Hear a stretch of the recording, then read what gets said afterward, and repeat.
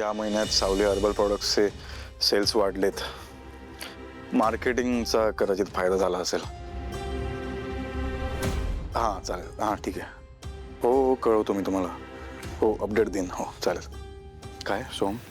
दादा थोडं बोलायचं होतं. बोल ना. मी डायरेक्ट मुद्द्याचंच बोलतो.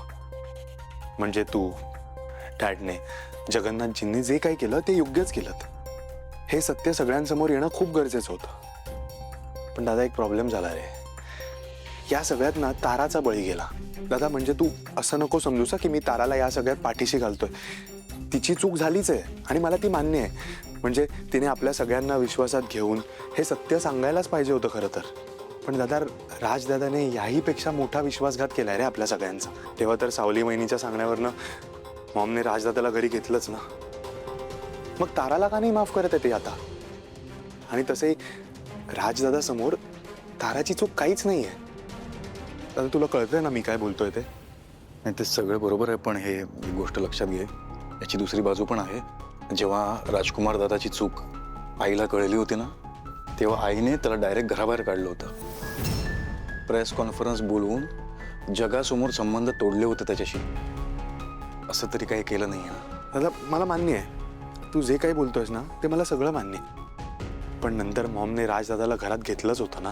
ताराला पण ती घरात घेईल, नको काळजी करू तू. दादा तुला खरं सांगू का, मी ना मॉमला खूप समजवण्याचा प्रयत्न केला, पण यार ती माझं काही ऐकतच नाहीये.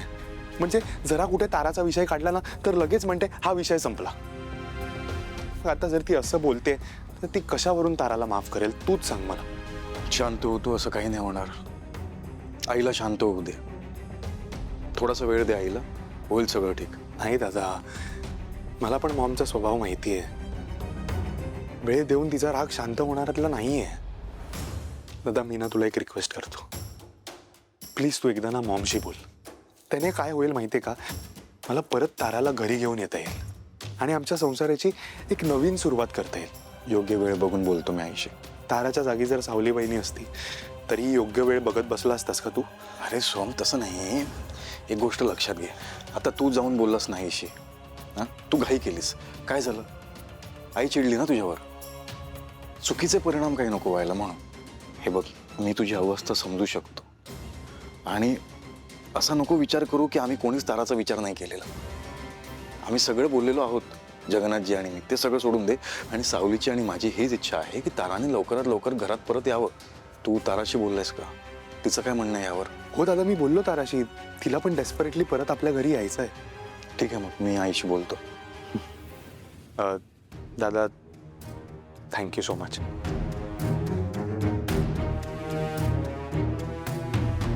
काळजी नको करू, येतो मी.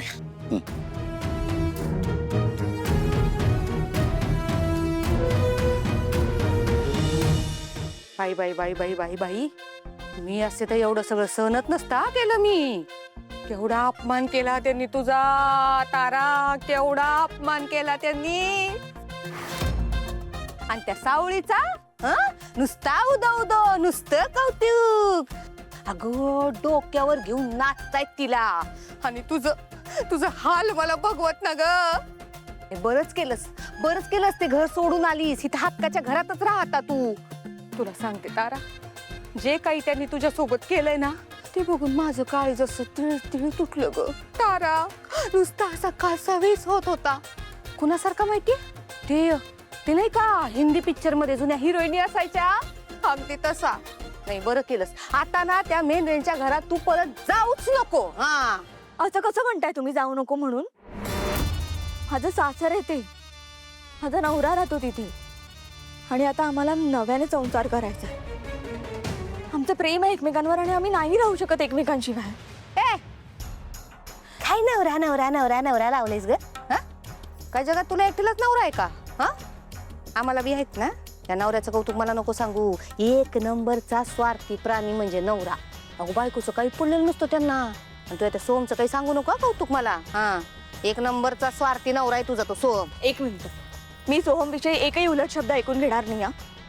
त्याचं माझ्यावर जीवापाड प्रेम आहे. कुठे प्रेम बी दिसत नाही आणि तुझा नवरा बी दिसत नाही कुठं. घरातनं हाकललं तुला ना त्या मेंढळींनी. नाही आला नवरा तुझ्या माग? का नाही आला ग? मी सांगते का नाही आला. आईच्या ताटाखालचं मांजर होऊन बसलाय तो तिथं, म्हणून नाही आला तुझ्या माग माग इथं, कळलं ना? मग काय करू मी? सोडून देऊ त्याला? नाही ग बाळा, त्याला सोडून कशाला द्यायचं लगेच? त्याला नाही सोडायचं, पण ज्या माणसाने तुझ्यावर ही वेळ आणली ना, त्यांना बी नाही सोडायचं. मला सांग तारा, ज्या लोकांनी तुझी अब्रू अशी वेशीला टांगली, त्यांचा राग बी येत नाही का ग तुला? मला का राग येईल? मी चुकले ना, चूक माझ्याकडून झालीये. अगं चूक असो की नसो, मला सांग, त्यांना कुणी अधिकार दिलाय ग सगळ्या जगासमोर तुला असं उघडं पाडण्याचा? हा सांग ना, कुणी दिला अधिकार? नाही तू तू काही त्या मेंदळे कुटुंबाचा काही अपराध केला होतास का? नव्हता केलास ना तारा. तू जर काही अपराध केलाच असशील तर त्या सावळीचा केला होतास. हा, आणि सावळीच्या जर फॅमिलीला काही फरक पडत नाही तर या मेंदळे कुटुंबाला का फरक पडायला पाहिजे? मुळात या सगळ्या प्रकरणाशी त्या मेंदळे कुटुंबाचा संबंधच काय, सांग बरं. चुकताय तुम्ही.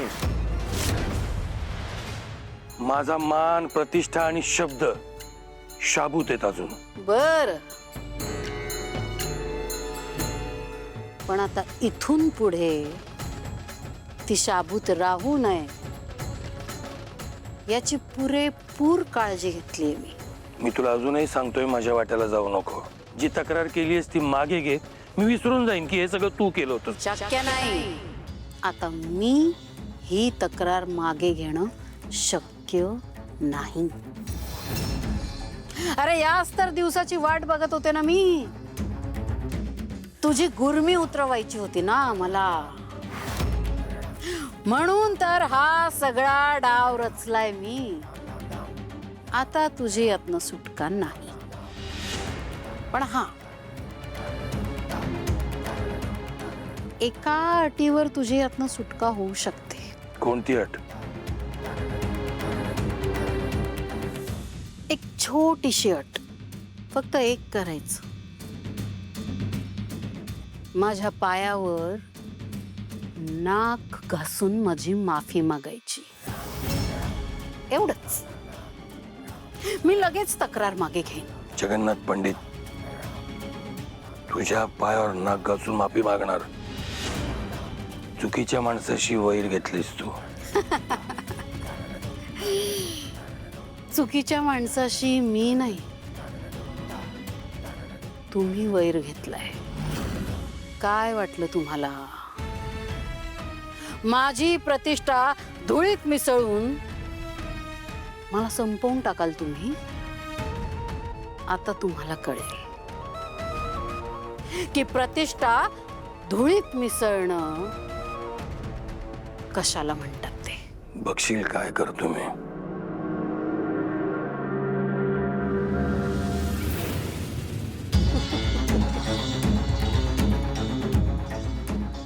बघायचंय, बघायचंय. वाटच बघते मी याची की तू आता काय करतोस ते. आता खरा डाव खेळायला मजा येईल.